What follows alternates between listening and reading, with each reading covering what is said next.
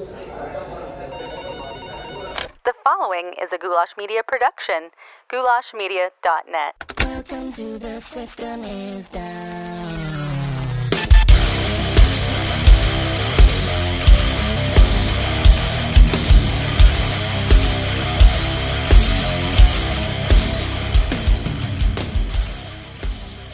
What is up, Downers? Welcome back to the very least comfortable show on the web. It is, of course, The System is Down, the place where we talk about all the uncomfortable topics, things like conspiracies, politics, religion, culture, drugs, all the fun, best parts of life. Welcome to the show. If you're new here, pleasure having you. Go find the person who invited you, give him a big hashtag, #MeToo, kiss on the mouth, and a slap on the rear from you and from me, because I appreciate you being here for the obvious reasons, and you're going to enjoy it, and I know you're going to enjoy it, because today we're talking about Kratom with John Bush. And if you're one of the many people who tune into the show every single Monday for your weekly dose of discomfort, welcome back. As always, I'm very grateful for your presence in my life. Like I said, this is my conversation with John Bush of Brave Botanicals, talking about Kratom. If you don't know what Kratom is or know much about it, you're not alone. I was vaguely familiar with it before this conversation, but didn't really know much at all, except for hearing some libertarians say, hey, the government's trying to take this thing away, and it's a good thing. That was pretty much the extent of my knowledge, which was enough for me to be like, well, if the government's trying to take it away, it's probably a great thing. So let's talk about it. But we'll get into that conversation here in just a moment, and it is a good one, so do stick around. But before we do, I got to remind you guys about the Downers Club, which is where you can get bonus episodes of the show every single week, including my extended conversation with John Bush, where we dug into things that are completely off topic, like conspiracies. We talked about 9/11, Epstein, and all sorts of fun stuff. So check that out. You'll get weekly bonus episodes, multiple ones usually. You can join the Downers Club by going to patreon.com/The System is Down and signing up for as little as $5 a month, and that helps the show get more beautiful every single week and get more fun guests on, more fun things.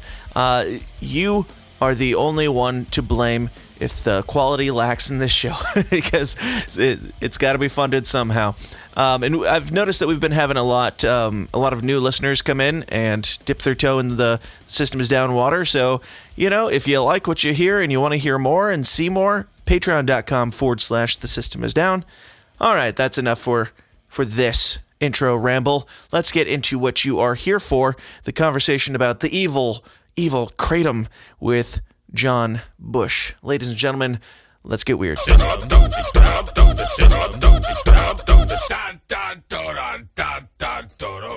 My guest today is natural health advocate and creator of Brave Botanicals, John Bush. John, how are you doing, man? Hey, I'm great. Thanks for having me. Absolutely. Thanks for being here. Now, I like to get the background of the guest that I have on, just kind of a snapshot of your upbringing, or what led you in your life to the point that you're at now. Well, it's a long journey. I was always a bit of a rebel in school and acted out and even organized protests in high school against this tardy table policy. But in 2002, that was a big turning point for me. I got heavily involved in activism and research right after 9/11. I caught a documentary by Alex Jones, love him or hate him. He was a different man back then in 2002. He wasn't all really hardcore right wing. Yep. But I caught a documentary about 9/11 called 9/11 Road to Tyranny, and that really opened my eyes to the treachery that took place on that day, and that spiraled down a lot of research and learned about the Trilateral Commission, Council on Foreign Relations, all these conspiracies. I started to have appreciation for the U.S. Constitution, and that led me to libertarianism in 2007, the Ron Paul campaign. And finally, I had kind of a fighting creed, whereas before I was just against the wars and kind of pissed off.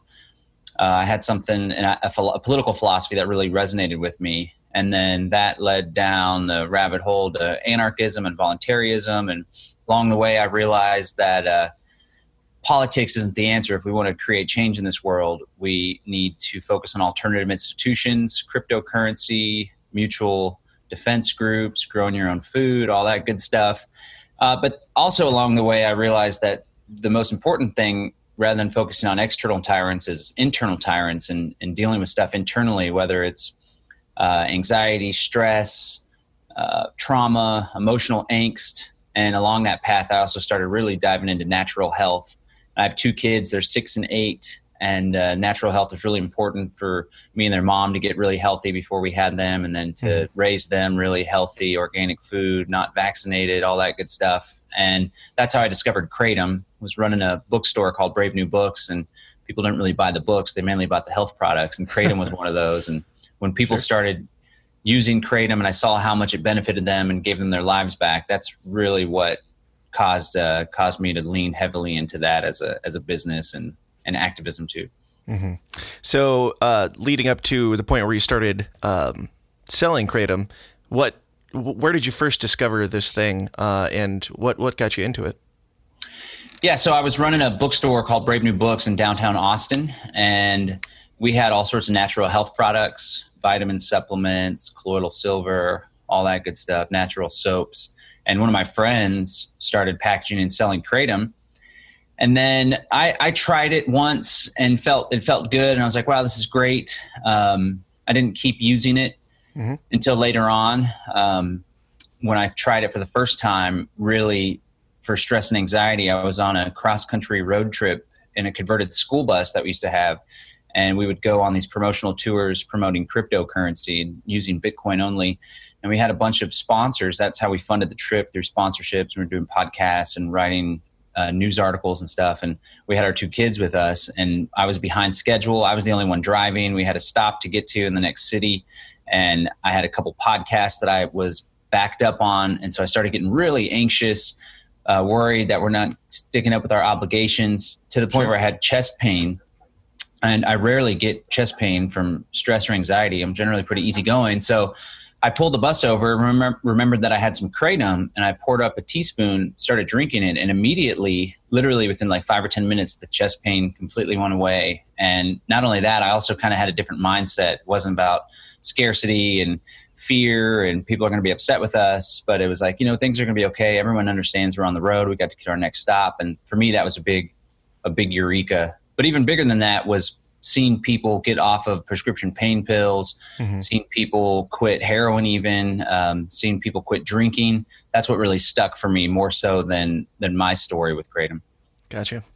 Yeah, I'm vaguely familiar with it. I haven't used it myself, but it's not like a super widely known thing like, CBD or weed or stuff like that. But to the common listener, they might have heard that story and thought, well, he was driving and he got stressed out and then he got high and then just kept going and everything was great. Do you want to give kind of a breakdown of what Kratom is and where it comes from?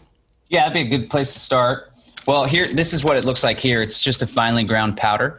It's made from the dried powderized leaves of the Kratom evergreen tree. We import ours from Indonesia. It's a member of the coffee family, although it has no caffeine. And while it does make you feel good and relieve stress and tension, I wouldn't say that it gets you high. Although that's a misnomer. People do think that it does. And so there's 3 distinct varieties. There's red Kratom. This is an example of red Kratom. It's OG Bali. Then there's green. This is green Mangda, our most popular one. And then there's white. There's also yellows, but we don't carry any yellows. They're less popular. The red ones tend to be a little more sedative, and a lot of people take them for chronic pain. People take it instead of prescription pain medicine. A lot of people take it to help overcome dependence on prescription pain medicine. It helps to minimize the withdrawal symptoms they report and helps them to kick a dependency. And then the white ones tend to be a little more uplifting, energetic, good for mental focus and motivation. That's what I started taking the white ones for, motivation and focus as an entrepreneur. When my brain starts to get kind of cloudy or foggy, it just helps sharpen my focus. And then the green ones are kind of in between. When you take a smaller amount, it tends to be a little sharp like the whites. And then when you take a larger amount, it tends to be a little more sedative and relaxing like the red ones. And so if people want to try, we actually are giving away free Kratom. You go to freeounceofkratom.com and you just pay $5 shipping and handling, and we'll send you an ounce of the green Mangda to try. Because we can talk about, there's all sorts of censorship, and the government's not a fan of Kratom, and it's definitely a difficult industry. So I realized along the way, like, I want people to try this. I want people to benefit from it. So the best way to do that is just to give it away for free. Spoken like a true drug dealer, right? First hit's free. Get you hooked. I guess you could say that. So the different kinds, like what is it like strains like marijuana, or how does that work to create the different kinds of it? Yeah, so it's not as distinct or cultivated as cannabis strains, where they have the seeds and the offspring of the plants, and they keep it really tight. It's more like varieties, and so the distinct coloration comes from not only the drying process, but also the color of the veins in the leaf. And so there's some that are darker red, and those have a tendency to be more sedative. And then there's some that are lighter, and they're dried for longer. Those had a tendency to be a little more uplifting. And so we've been using the same supplier in Indonesia for like 2.5 years now. And it's always consistent as far as what we receive it as, whether it's white mangda, green mangda, red Bali. And they tend to have a consistent effect too. And the effects vary between the other ones. We carry 5 different varieties. Okay. But there's a whole slew of, I don't know, dozens of different ones. Gotcha. And is this something that you guys import, or is it illegal to grow in the United States, or how does that work? No, so it's illegal in 6 states. And I think in these 6 states, they basically lumped it in with stuff like K2 or spice, which is like a synthetic opioid or synthetic analog that is actually not good. And there's big epidemics in homeless communities, gets people all jacked up. But they would sell the K2 next to Kratom at head shops or gas stations, for example. And I think some Debbie Do-Gooder lawmakers, when they were dealing with the K2, they also lumped in Kratom. Again, Kratom's completely natural. It's just the raw plant powder. And the K2 is synthetic and no bueno. So it's illegal in 6 states. It's not illegal to grow in the U.S. and those other states. However, it doesn't really grow very well in this climate. That's why it's mainly in Southeast Asia. And it's been used for hundreds of years in Southeast Asia, I should say. Now, it's like legal gray water, because the FDA has this thing where even though it's not expressly prohibited, because they haven't approved it as a dietary supplement or a drug, they don't want people taking it for medical benefit, right? But people still do. And they've done like import alerts where they try to get the customs to seize it when it gets imported. But there's just such an inflow of it coming in, and so many people are taking it, and there's millions and millions of people in the U.S. that are taking it that they can't stop the flow. So to answer your question, it's not illegal to import, but the FDA doesn't like it being imported. Sure. But it's happening anyway, which is great for freedom. Yeah. Do they have like legit claims by the government, like reasons for trying to shut it down, or is it just, hey, this thing's too healthy and won't make us enough money, as they're known to do? Yeah, sure. So the root cause, I guess you could say this is speculative, because obviously, the FDA commissioner isn't going to come out and say this, right. But we all know how government works. There's a revolving door, and the most recent FDA commissioner, the last FDA commissioner, Trump appointed him. He's since stepped down. Like all the other ones before him, he has a background in the pharmaceutical companies, even like on the board of these pharmaceutical investment firms. And it's a revolving door. So Kratom is a multi-billion-dollar industry every year. And it's estimated that prescription pain medicine, the opioid industry, does like 20 billion. So a couple billion to 20 billion is actually a pretty significant chunk for the pharmaceutical company. So anyone that knows, an honest analysis of how government works, it's protectionism, and they want to keep out the competition, especially natural plants, which can't be patented. They represent a real threat. Now, I will say, and I'm there's some Kratom vendors that pawn it off as a panacea and say it will do no harm. So I'm always honest about some of the side effects and some of the negative consequences that are out there. So a lot of what the government says is just propaganda inflated. So the CDC and the FDA put out reports saying there's like 40. The FDA said there's like 46 Kratom related deaths. And then the CDC like 6 months ago had a report that there were 91 Kratom related deaths. But when you look at all those instances, you find that of the 91, there were only 7 that had Kratom alone. All the other ones had like fentanyl, heroin, overdose from opioids, all sorts of stuff. And those 7, some of the 7, the people had like heart issues. And then from the FDA's numbers, there were some people that had Kratom alone, but they like jumped off a roof. One person was shot. Okay. So I think that it's highly unlikely anyone has died from taking too much kratom alone. Sure. However, people can die from drinking too much water. Right. The beauty about kratom, so that's some of the fear mongering that the government says. They also say that because it's an unregulated industry, then the products can be adulterated. And there's been reports of like kratom being laced with fentanyl. Sure. I've never heard of that in my experience. I don't know why a kratom dealer would put fentanyl in it. I guess they wanted to say that it's like the bombest kratom ever, but people are familiar with fentanyl. It's one of the most powerful synthetic opioids that Sure. a lot of people are dying from. So that's some of their concerns, but all of that can be overcame through consumer responsibility and using trusted vetted vendors that have done testing, that have legitimacy and experience in the field, and not just buying it from some random person, checking out reviews and stuff. But I don't think those are the legitimate concerns of the government. I think that that's just what Right. they're using on a surface level to try to push it. And the beauty about kratom and why it holds so much promise compared to traditional opioids, because kratom, some identify kratom as an opioid because it does bind with the opioid receptors. The analog or the alkaloids in kratom bind with the opioid receptors. They also bind with the dopamine and serotonin receptors, which is why it helps with stress and anxiety and an overall sense of well-being. The kratom doesn't cause respiratory depression, which is why so many people are overdosing and dying from prescription pain medicine and even heroin, because it literally shuts down your lungs. Kratom doesn't do that, but it does help with chronic pain and alleviating some of those symptoms. So it holds a lot of promise. And there's people that are trying to synthesize it and patent it and stuff, which, more power to them, as long as they don't try to take away access to the plant matter, which is really where I think the magic's at. Yeah, for sure, man. Now, what sets you apart in your quality and your testing and stuff like that? What sets you apart from the gas station down the road who sells the same thing? I think the biggest thing that sets us apart is the customer service. So our business is growing, but all the customer service calls and emails and messages I respond to. And I try to have a personal relationship with customers that are willing to, and we chat back and forth. We have a community group. In addition, I realized in being in this business that there's a lot of people that are struggling with addiction, and Kratom helps to overcome that, minimizing withdrawal symptoms. But there's a lot of root causes to addiction. Mainly people experience trauma in childhood or in their adulthood. And a lot of people use alcohol or cocaine or heroin even to numb the pain, right? So I realized that I have a lot of customers that are addicted.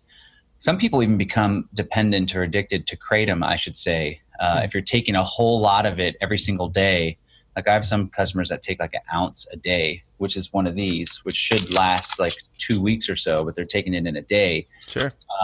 I will say people that were formerly addicted to heroin or like Oxycontin, if they become dependent on Kratom, that's an example of harm reduction, right? Because it's not going to kill them Sure. like the heroin or whatever will. But it's something to use responsibly, just like everything, taking a moderate amount, taking days off so you don't develop a tolerance. But when I realized there was a lot of my customers that are struggling with addiction, I started the Brave New You recovery support group. So we try to put out content and provide a space for people to come and have some community to help towards true recovery, which in my opinion means facing some of that trauma and healing from it, forgiving abusers, forgiving yourself, and all that good stuff. So that sets us apart. And we have really high quality stuff. A lot of our customers comment on that compared to the others. We do periodic testing. We have the same supplier, so I trust the source and the practices that they use over there. And so we say superior customer service, unmatched quality, and then we have some reasonable competitive prices as well. Gotcha. Now, you say some people have gotten addicted to this. Is it typically an addictive substance? Does it have like withdrawal symptoms or anything like that if you try to get off it? There's this awesome documentary called A Leaf of Faith on Netflix. It's all about Kratom. Anybody should check it out if they're interested. It's really good and thorough. But there's a doctor that talks about how Kratom works compared to some of these other opioids like heroin or Oxycontin. And he gives the example of a piano. And so the way that the other opioids bind to the opioid receptors, it's like banging on a piano key really hard. And it's like really puts a wear, and it really stimulates the opioid receptors. So it leaves them wanting more and more and more. Sure. But Kratom is more of a subtle on the piano, more of a lighter touch. And so while it can be habit forming if people take a whole lot of it, unlike the opioids, it's not as addictive and it has a less of an abuse potential.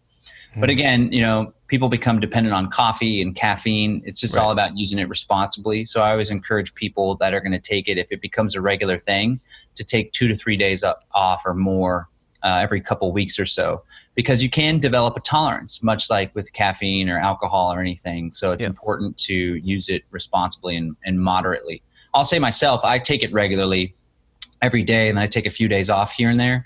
And even if after I've taken it many days in a row, I take some time off, I don't experience any severe withdrawal symptoms. I might be a little more restless just because it helps to kind of ease tension and stress. And sometimes it takes me a little longer to go to sleep. I'll just have a little more CBD in those instances. But I would say I take a moderate amount regularly, and I've never experienced withdrawal symptoms. I did come across a Reddit subgroup with like 10,000 users that it's like a addiction support for Kratom, and they experience some pretty major withdrawal symptoms like the restless legs, wet dog shakes where you're kind of shaking and stuff. But again, it's if you take a whole lot all the time, which is you shouldn't do. But if you were formerly taking a whole lot of heroin, now you're taking a whole lot of Kratom. Again, it's a great example of harm reduction, kind of stepping down, and until people can really sort out whatever's going on, it's definitely better than the other stuff. Right on. Now, in your experience, you say you take it daily. Is it something that you take like in the morning and it helps you throughout the day, or do you take it multiple times daily? Like, what is kind of your schedule for that? I usually wake up around, if I'm taking my kids to their school, around 7. If I'm not, around 8 or so, and I'll have some coffee. And then after I have breakfast or brunch, usually I'll work in the morning, then I'll have breakfast or brunch, and my brain will start getting a little cloudy, foggy, and that's when I'll make some Kratom. And so I use this cup typically. I have a few different cups that are this size. It's probably about 16 ounces or more. This is Kratom right here. So I'll fill it with water, and then I'll put around 2 good-sized teaspoons. If someone's going to try it out for the first time, and again, we have that free ounce offer, freeounceofkratom.com, you probably want to take like a 1/4 teaspoon to 1/2 teaspoon on a full stomach. Sure. I always take mine on a full stomach as well. But I encourage people to do like 12 ounces of water to 16 ounces of water, put the dose in there, and then drink it slowly. Especially if you're a first-time user, rather than taking a whole dose at once. For some people, it's very rare, but some people report that it makes them feel nauseous and just kind of funny, and they don't enjoy it. Most people do get positive benefits. Some very rarely someone's like, that made me feel weird. That's why it's good to drink it slowly, because then you can drink it, and then after 10 or 15 minutes, you should be able to feel the effects, and you could feel like, okay, I feel a little relaxed. The pain in my back's kind of starting to ease. I'll go ahead and drink some more. But if you're like, oh, this feels kind of weird, I feel agitated, then you can back off of it. But I'll drink this with 2 good-sized teaspoons, and then I'll drink it for about an hour or 2, and it'll be down to around here, and then I'll add more water and drink it for another hour or 2. And that's my little regimen. Gotcha. So that will, how long are the effects lasting when you do that? Is it something that you'll have to come back to later in the day, or does that pretty well, take up your full day? Yeah, a lot of people that take it for chronic pain or for like severe anxiety and stress, they'll take it a few different times during the day, like a few different doses, especially people that are dealing with chronic pain. Sure. I just do that once. There are some days where I'm staying up late, like working on stuff, or if I have a big project, or if I have to pack for a trip or something, well, I'll drink it again, like around 9 o'clock. That's if I'm staying up till midnight or later. But typically I'll just have that one dose during the day. Gotcha. But again, people do take it 2 or 3 times during the day. And it's all about just, ideally people are in tune with their body. And so they can feel like, oh, well, maybe I've had a little bit too much, or whatever. It's all about just the unique user. Gotcha. And then some of the, I didn't mention this before, the government has claims why they think it's risky and people should stay away from it. I believe those to be bogus. But some things that people should be concerned with are, some people report constipation, especially if you're taking a lot of it. My dad uses it. He had a tip to use psyllium husk, which has a lot of fiber. and that helps to overcome the bitter taste, he says. I actually like the taste. You can mix it with juice or orange juice or mix it up in a smoothie if you don't like the taste. Or we also offer capsules. But the psyllium husk helps with the constipation. And then another thing, this is something that the FDA did say. They said that it causes liver damage. And so when I read that, I was like, I don't know about that. So I went and did as much research as I could. And I found one instance of a study where it said when someone takes it with very heavy use every single day, that it could be damaging to the liver. So that's another thing to be concerned about. But again, that's taken like an ounce a day, which is not very often people do that. And people that are taking an ounce a day, I imagine, were taking something before that. But they're clearly not the ones who are taking it just for like happy, healthy, glowing day. They're going to town. Yeah, and that's okay. I have no judgment for that. And people that are going to town on it were jacked up on something beforehand. Right. And again, it has so many different uses for so many different people and different types of people. So, but again, if using it responsibly, it's fine. There's people all over the internet too that report they get their liver enzymes tested and they take it every single day. They've taken it for years and everything's okay. So it's just about using it cautiously, responsibly, checking in with your doctor if you're taking any medications or anything that you might be concerned about, and using your best judgment. Gotcha. And you said it comes in capsule form as well. Does it come in like is it primarily just powder, or is there like smoking or vaping oils, stuff like that? There's also extracts. The powder, the capsules are just powdered, capsuled powder, right? And then there's raw powder. I like the powder because you can feel the effects a little more. When you take it as a capsule, it's a little more subtle because it takes a while to dissolve. There are extracts, which like use an alcohol extraction process. So the alkaloids are a lot more concentrated. I avoid those. I don't sell those. I don't take them. I think it creates more of an abuse potential. But for people that are, coming off of a year-long heroin binge or something, then that might be something to consider because it'll really help a lot more with the withdrawals. But and then one of my good friends that also sells Kratom has a vapable extract. I would advise against that personally. It seems, I don't know about all that. You can vape CBD and stuff, but vaping Kratom, but to each their own. And like I said, it's relatively benign of a thing. So most people just take the raw powder. Hey guys, this is Dan's wife, Kayla. I just wanted to interrupt this podcast to let you know that he puts a lot of work into it for currently no monetary profit. And he has a family to feed.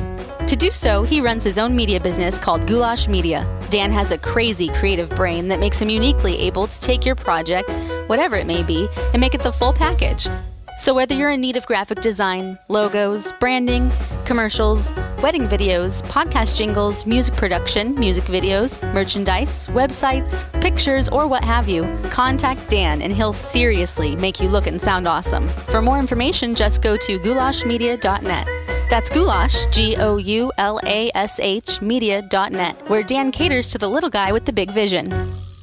Is it common to hear about people using it like recreationally to get like a high or anything like that? Or is it mostly like primarily just for medicinal or anxiety, stuff like that? Yeah, the first couple times I took it, it was more like, wow, this is kind of cool and fun because it does have like a mild euphoria.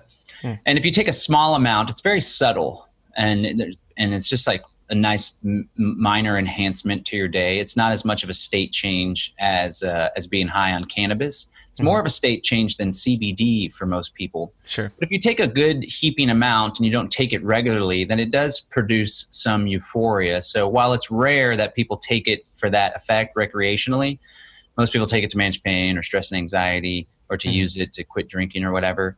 Some people probably use it to kind of, but then again, like the whole, there's medicinal marijuana and it's like, well, you got to have some sort of thing or whatever. But at the end of the day, the euphoria and stuff is all dealing with stress and kind of enhancing life. But I imagine there's some young people that take it and just kind of want to hang out and party or relax. And some people say it enhances sociability. We don't sell to people under the age of 18. And in some states, it's actually, while it's legal for people under the age of 18. Yeah. But there's probably some people that take it recreationally. I said earlier that it doesn't make you high. I mean, that could be debatable. I got chewed out by someone at a protest early on when the DEA tried to ban it, which I'd love to talk about all that and all the activism that sprung up and how the government's still trying to make it hard to do business. But we were marching in downtown Austin, and I know everyone's like, free Kratom. Kratom saves lives. and I noticed all the people were walking past. They're like, what the hell are these guys talking about? It's Kratom, Yeah. you know? This is in 2016. Probably fewer people even knew about it. Nobody really knows about it now. More people do. And I was like, you know what? I'm going to stay behind at the back of the line. I'm going to answer people's questions as we walk, because the government's probably not listening to us here. But and so I started talking to people, and they're like, oh, yeah, is it like weed, man? Does it get you high? And I was like, yeah, it's kind of like weed. You know, it feels good. I guess you could say it gets you high. And this one lady's like, no, it doesn't get you high. Don't say that. That's the reason why they're trying to ban it, because people like you are saying that. And I was like, you know, give me a break. I guess there's some Kratom users that are all wanting to be super duper safe. Kratom vendors too aren't supposed to say it has euphoric effects, but that's the best word to describe the way that you feel on some of the strains. Yeah, just stigmas and word choice. But how do you say, well, it's going to make you feel good, but get you high? I don't know. Depends on your definition. So let's talk about the government stuff and, you know, what you've gone through. Have they like tried shutting you down? Have you faced any hurdles in being a vendor? Yeah, a lot of hurdles. I've thought about throwing in the towel before, but you know, I've had stories of like a older grandmother in California that would watch her 4 grandchildren, but she was addicted to Percocet, and her kid, like, she couldn't take care of the kids, and she would find herself in her bedroom just kind of like shaking on the bed. And then she learned about Kratom. She got some Kratom from us, and within 3 days, she was no longer on Percocet, and she had tried to quit many times before. Wow. I hear stories like that, and it gives me motivation to stick with it. Some of the biggest hurdles have been, like, I've had YouTube videos pulled down. I've had YouTube accounts shut down. I lost my Facebook advertising privileges. Really? Before, they would just say, no, you can't do this advertisement. But I would try, and like maybe I'll leave the word Kratom out, or maybe I'll advertise an article instead of a straight Kratom sale. And they finally shut down my Facebook advertising account, which is a bummer because I do work besides just Kratom. Right. So that's been difficult. That's part of the reason why I started the free ounce thing, because it's like, all right, it's clear that the powers that be are trying to censor Kratom. So I'm just going to give it away for free, and I'm going to try to do as many podcasts, radio interviews as I can to reach people directly without having to go through Facebook advertising. And it's actually been pretty successful. We've given away over 800 free ounces, which is cool. Then the other big hurdle is is payments, right? So I can't accept credit card or debit card for Kratom. There's this program from the Barack Obama administration called Operation Choke Point. It's a Department of Justice program. They originally said that it was to combat money laundering through like payday lenders. But what they ended up using it, the mission creep, they ended up going after they ended up going after industries that the government doesn't like. So the federal government puts pressure on the banks, which in turn put pressure on the credit card companies not to process transactions for Kratom, CBD, firearms, adult toy stores, head shops. And these are some of my favorite industries here. And of course. So for a while, it's been about 6 months, I haven't been able to accept credit card or debit card. And before then, I was using like my Square account got shut down. So I used my roommate's. He was gracious enough to let me use his. His got shut down. Then I would capture the credit card offline through an offline plugin, and it would put half the credit card to a secure email, half the credit card to the secure back end of my website. And then I would send myself a PayPal invoice to a dummy email account. Yeah. And I would enter the credit card info. And then I would send the next invoice I would send to another email account. I had multiple dummy email accounts. PayPal finally caught up to that and shut it down. So then I used my girlfriend's PayPal account. That got shut down. And then Cash App, which is owned by Square, they had a URL. So you could send someone this URL, cash.me, blah, blah, blah, and you could enter the debit card info manually there. So I couldn't do that with credit card, but I did that for a while. That caught up to me. So it's been a pain in the butt. So finally, I set up a couple years ago eCheck.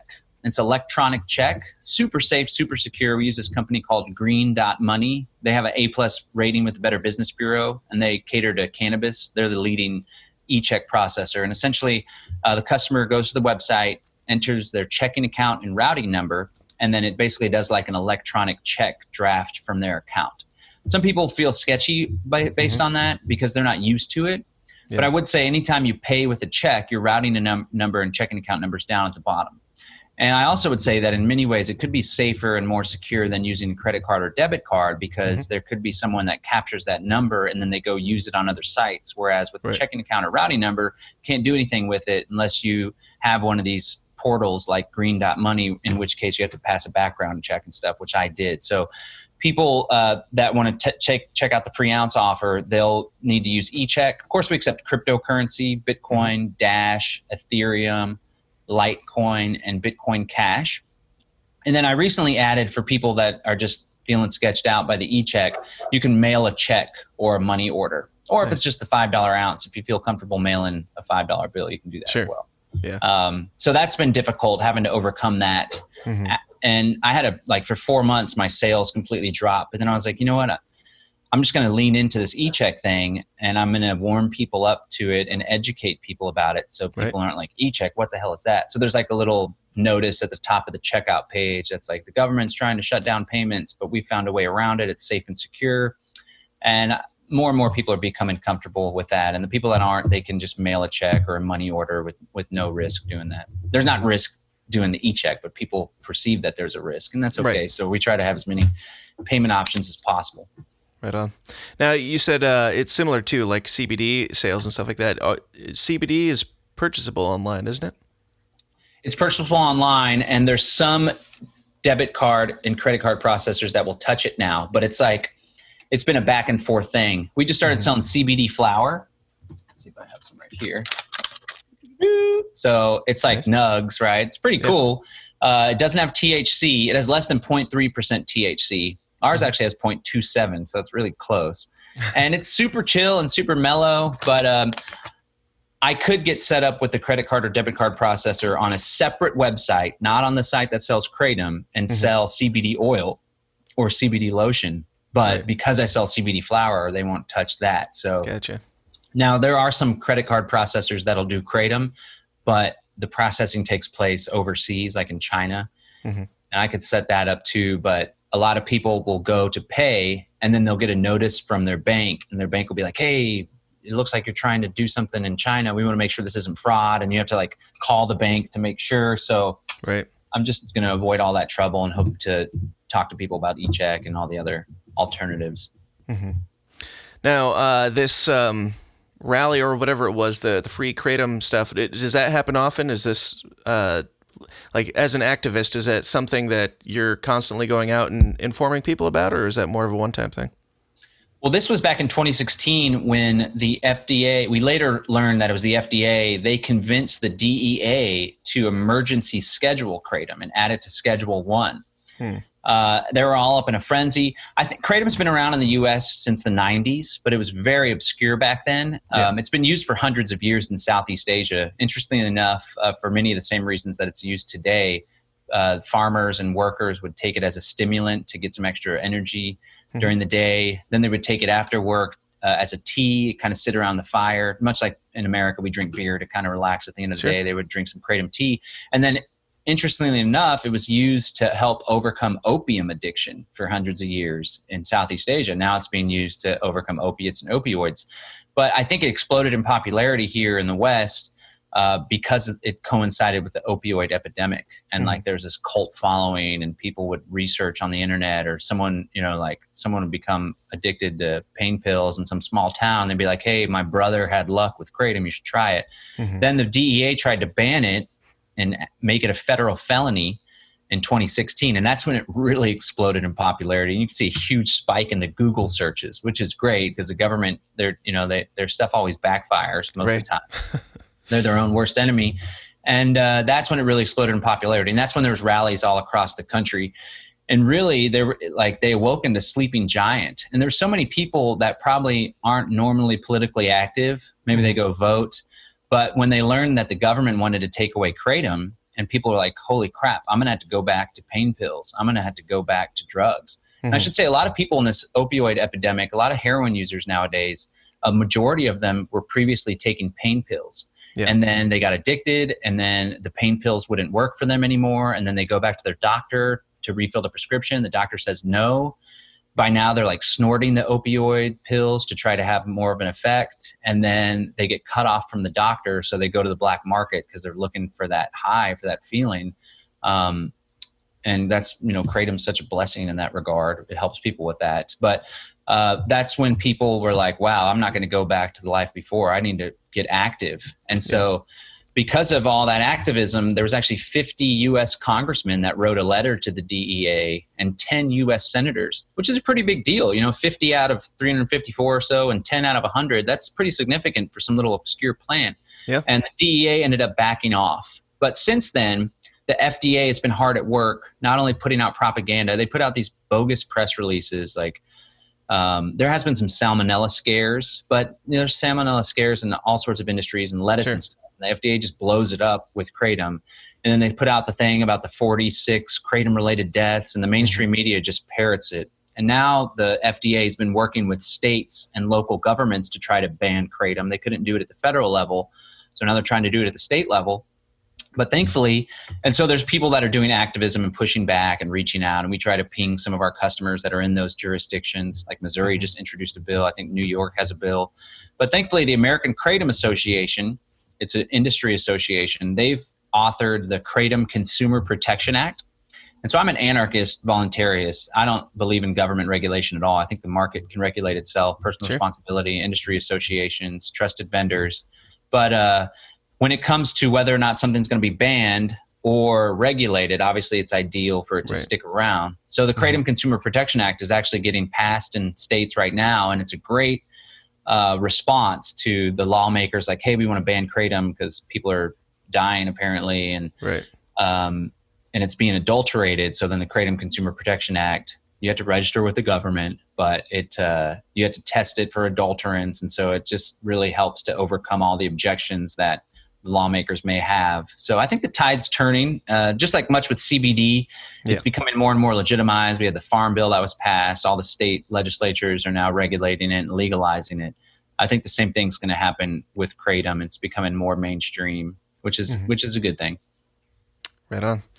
Very cool. So as the anarchist that you are, being honest, what's the bigger drive? Is it to help people, or is it to just say, fuck you to the government?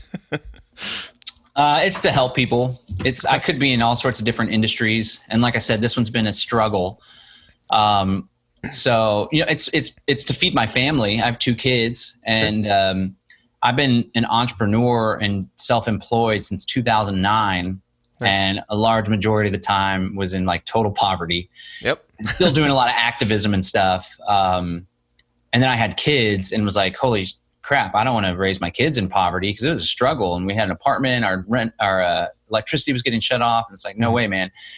And we ran this bookstore. That was really difficult. And then Kratom was the thing that really stuck.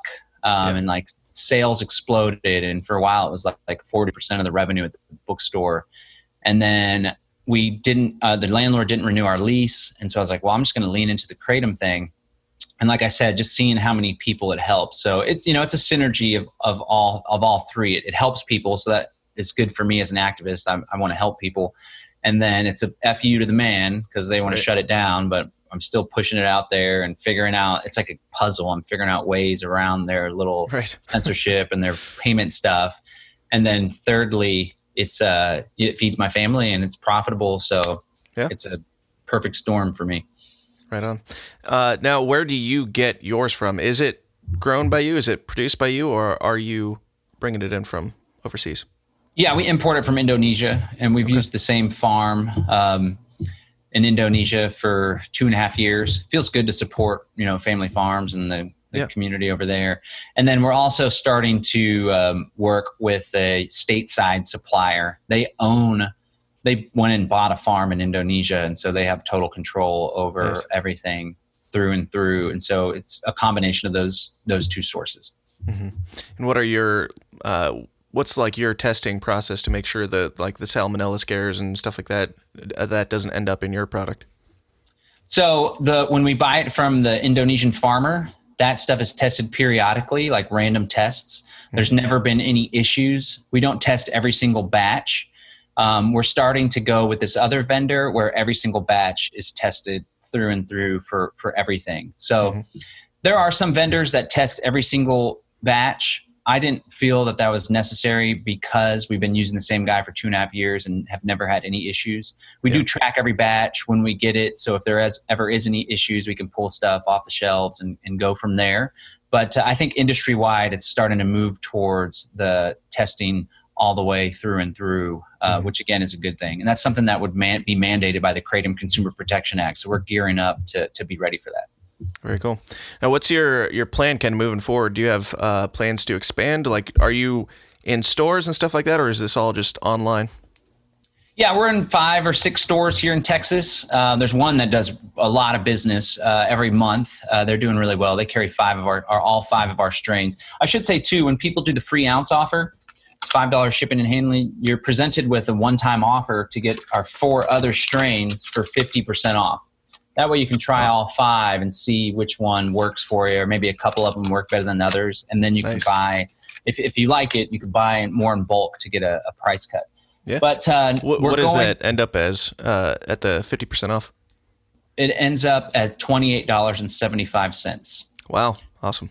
It should be $30, what I'm doing. But there's a problem on my end. I can't change the price because it's $60 for all 4, 15 times 4, but it ends up $28.75 plus the $5, so it's $33.75. Nice. And you get all 5. And I'll send you some if after the show you give me your email address. I'll send you some for free. Absolutely.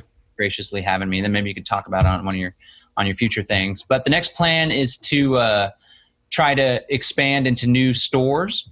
I want to finalize I have a nice automated marketing setup. So when people buy the free ounce, they get 5 emails every day that tell our story of me and Kratom and activism and the business and how it's helped people. And then there's like automated emails that come out after that. And there's a nice sophisticated system.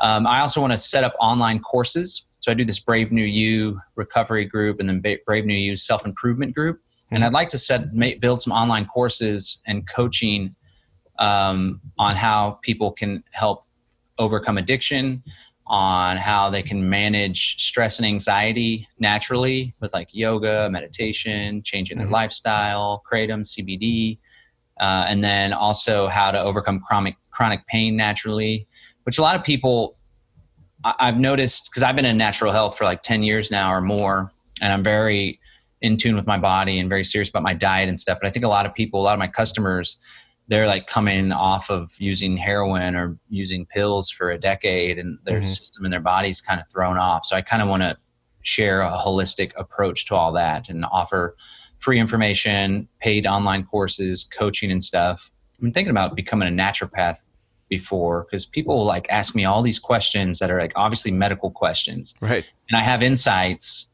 but I also want to be cautious, you know, especially when it comes to withdrawals. Like, it's serious business. And I'm listening to a lot of audiobooks and doing a lot of research now to try to bone up, because I don't want to tell someone something that ends up harming them. So I try to be really cautious, but at the same time, I know that I have knowledge that would help. So I want to just, cover all my bases and make sure I have a very thorough understanding, because I just feel driven to help more people, because I have so many people ask me all these questions. I'm like, I don't want to give you any medical advice, but here's what I know. But also, you didn't hear it from me. That's judgment. Yeah. Yep. That's what's next. Ultimately, I'd like to turn this into a huge enterprise and make millions and millions of dollars, and then partner with this nonprofit that I started years ago, and like open addiction recovery centers that are more holistic meditation and that actually use Kratom, because some of these recovery centers, some use like methadone and Suboxone, which are just different types of opioids, basically.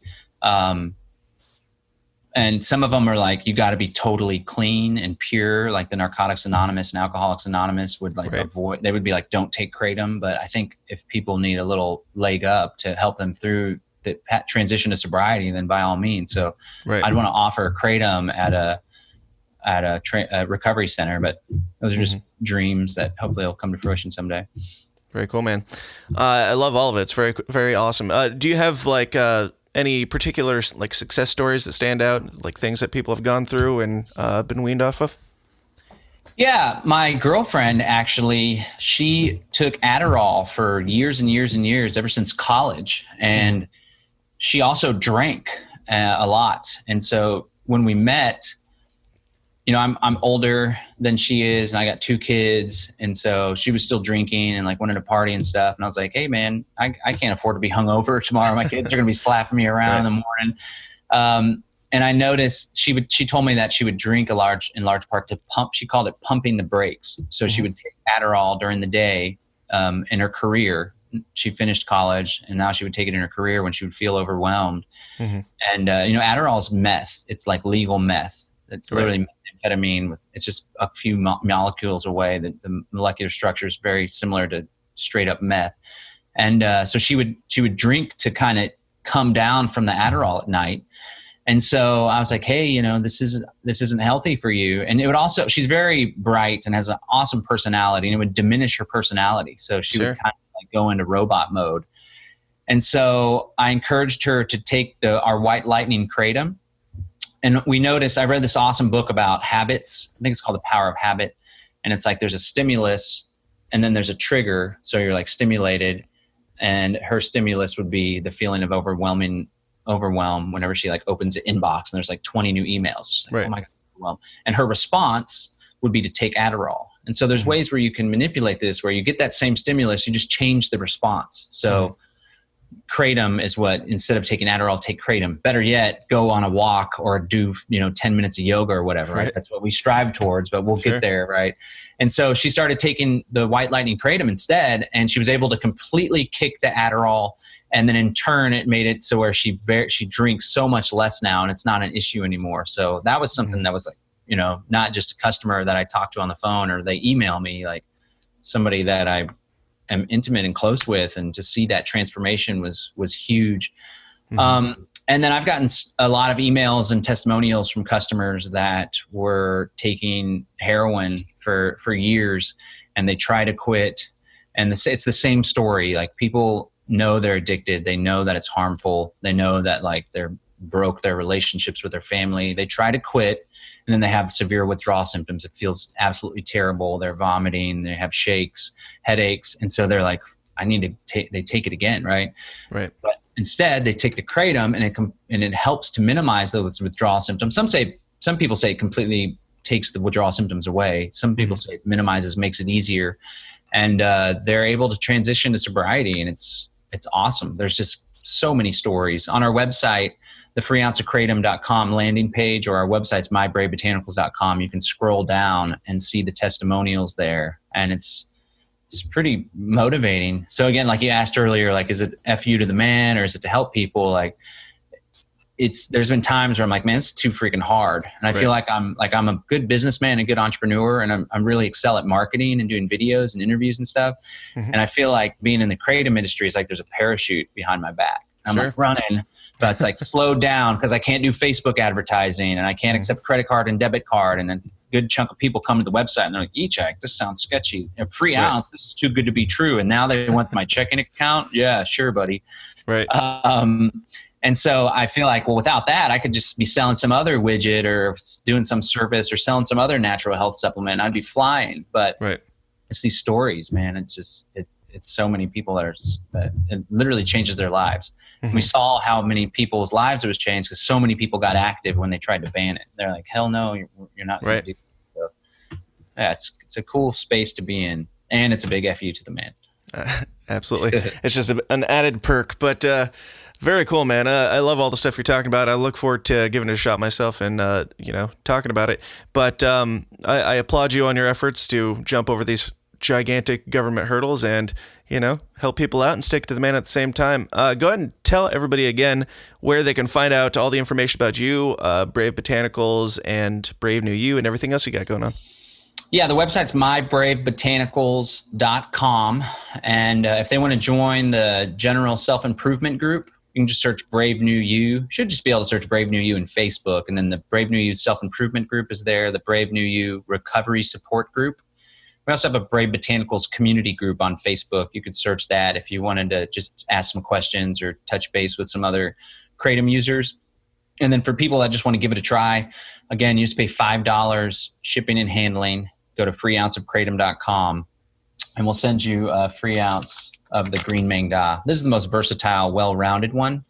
You take a small amount, it can be a little uplifting, stimulating, help with stress and anxiety. Take a larger amount, and it's a little stronger, mild euphoria, and it helps more with pain. And then when you add that to cart, you're presented with a one-time offer to get our 4 other strains for 50% off. And out the door, it turns out to be $33.75. And then people can call me, 512-773-6102. That number is also at the top of the website if they have any questions. I prefer text if there's a bunch of incoming stuff, but I'll answer and respond to all the calls. And it's super cool. It's not for everybody, but a lot of people that take it, especially if they have chronic pain or stress and anxiety, they like have social anxiety, they want to go out. It really helps to ease all that stuff. Very cool. Well, John, thank you so much for being here and giving us your time. It's been an absolute pleasure, and you're welcome here whenever you want, man. Cool. Thanks for having me. I appreciate it. Hey guys, thanks for sticking around to the end. I hope you enjoyed my conversation with John as much as I did, and I did enjoy it very much. Enough so that, of course, he brought up the conspiracy stuff. I didn't bring it up. You heard it. I did not bring it up. He brought it up, so I had to dig into that just a little bit further. He had a little bit more time after the interview to do a little extended bonus where we dug into things like 9/11, Jeffrey Epstein, and all sorts of fun stuff. I even poked around just a little bit on all the things from flat Earth to the moon landing to chemtrails, vaccines, and all sorts of fun stuff. So check that out, and you can do so by joining the Downers Club, which will also help this show continue to get bigger and more beautiful every week at patreon.com/The System Is Down. As I said at the beginning of the show, it seems like we've been having a lot of new people come in and just go, what's going on around here? They're talking to John McAfee. They're talking about, things like Paul McCartney is dead, things that we used to be able to find on YouTube, but we haven't been able to find it in a good long while. A lot of the conspiracy stuff, a lot of the controversial stuff just disappears from YouTube so quickly these days. But so far, we're doing okay. They don't let us make any money off of our videos, of course, but they do allow us currently to keep posting these things and getting the word out, exploring the world one uncomfortable conversation at a time. So if you are one of those people who are just now discovering our stuff, take a look back. We've done so many things, so many great interviews with people like Juanita Broderick, who was allegedly raped by Bill Clinton. I've interviewed Tom McDonald, which if you're on YouTube, you are probably familiar if you're into controversial and conspiracy type things. We've interviewed Kelly Jones, Alex Jones's ex-wife. We've interviewed David Thibodeau, who survived the Waco tragedy, and just on and on and on. So many great interviews that we've had the pleasure of doing over the years. So look back, and most of them, there are extended interviews for them as well. So if you sign up for the Downers Club, you not only get moving forward all of our bonus content, but you get this giant backlog of very fascinating and interesting individuals talking about things that are even crazier than what you hear on the main show. So consider supporting if you like what you heard and you'd like to hear more of it, much, much, much more of it. Consider joining the Downers Club at patreon.com/The System Is Down. Also, you can join our forum at tsidpod.com/forum. It's currently on Facebook. If Facebook ever removes us, wherever I decide to host it from, you'll be able to find it there. But you can also currently go to Facebook and just type in the System Is Down forum and join the conversation with a bunch of weirdos, like-minded weirdos, and not like-minded weirdos, just having these uncomfortable yet civil conversations. The only rule is don't be a dick. Like no name calling. If you're having civil discourse, that's what we're all about. But it's typically just a lot of fun shenanigans over there at the System Is Down forum. Also, consider checking out the documentary I'm working on. It's The Moon, the Myth, the Legend. It's all about the moon landing. One of the classics. We're bringing it back. We're bringing back the golden oldies. Moonmythlegend.com. The documentary is still under works. It's all about the moon landing and why certain people believe that it was faked or staged, and why some people are really quick to jump to the conclusion that those people are mentally unstable. So, moonmythlegend.com. You can check out the trailer, the artwork, and all that fun stuff. Additionally, like, share, subscribe, do all the things that millennials do on all the platforms. I hate saying it, you hate doing it, but it's just a click of a button. Like every video on our YouTube page, because when you do that, it helps these things become more viewable. It overrules the algorithms that YouTube is currently using to squash a lot of our content. So please go click the buttons. Click all the buttons and just help us get the word out. I don't really care about... I care some about the popularity of the show and the growth of the show. Of course, I'm a human, but I care more about getting the information out and showing people that you can discuss these things. You can discuss these outlandish topics and do so in a civil way without name calling, without being what the people in the YouTube comments or people on the regular Facebook will, you don't have to be a dick. That's all I'm saying. And I'm going to leave it at that. Is there anything else? QAnon Chronicles every Friday with Scott McElroy, wherever you're listening to this, whatever channel, be it YouTube, be it Podbean, be it iTunes, what have you. Every single Friday, Scott puts out a new breakdown. QAnon Chronicles, he breaks down things in the news through the Q lens and the Q conspiracy and all that fun stuff. So check it out at QAnonChronicles.com or wherever you are listening to this currently every Friday. And that's it. That's it. I'm not going to ramble on for too much longer. This was a fun one. I really enjoyed it. I really enjoyed talking to John and getting some more information about Kratom. And as he mentioned, he's planning on sending me some samples, and I will. I'll try them for sure. And if if it's effective enough for my own mental disorders and issues, I will tell you guys what happens. I will give you my breakdown. I will give you my review, and you'll find it here whenever that happens. But stay tuned, and stay tuned for next week's episode, because as you know, every single Monday morning, right here, more uncomfortable shit for your uncomfortable ears. But as always, thank you guys so much for listening. It's a pleasure, and I enjoy doing it, and I'm glad. I hope that you enjoy listening to it as much or more than I enjoy doing it. So if you'll have me, of course, I will be back here first thing next Monday morning with some more uncomfortable conversations for you. Until then, please continue to question everything, stay uncomfortable, and I'll talk to you then. Thanks. This has been a Goulash Media production. goulashmedia.net. This concludes our broadcast day. Click.